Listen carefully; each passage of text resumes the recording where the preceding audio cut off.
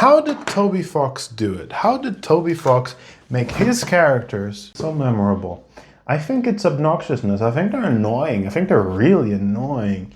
I think they're very linear, one-dimensional. They're very one-dimensional and annoying and obnoxious, and that's exactly what makes them memorable. That's exactly what makes them stick out like a sore thumb inside your head.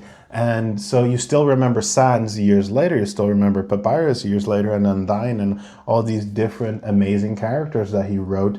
To be fair, it's also the music. He made amazing music, and you might notice that I use it a lot on my videos, that I really like the Undertale soundtrack. I'm completely addicted, especially God from the last part of Deltarune. Oh, I am obsessed over the Halloween song. You know the one, the best boss fight of all time, in my opinion. It's just delicious. Anyway, I'm getting sidetracked here. The point I was trying to make is that obnoxious characters make for memorable characters, and that's exactly how I'm trying to write the characters in my game.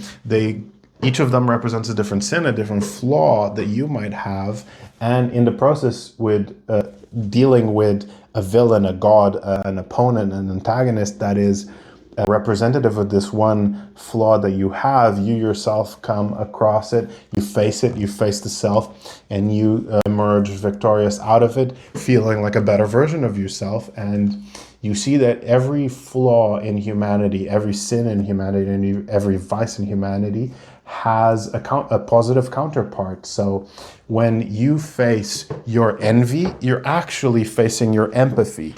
When you learn about envy, you learn about empathy, because it's the mirror image of what you desire to be, is also the fact that you empathize with the other and you kind of relate with them to a certain extent. And I think that applies to every sin. I think that applies to every vice.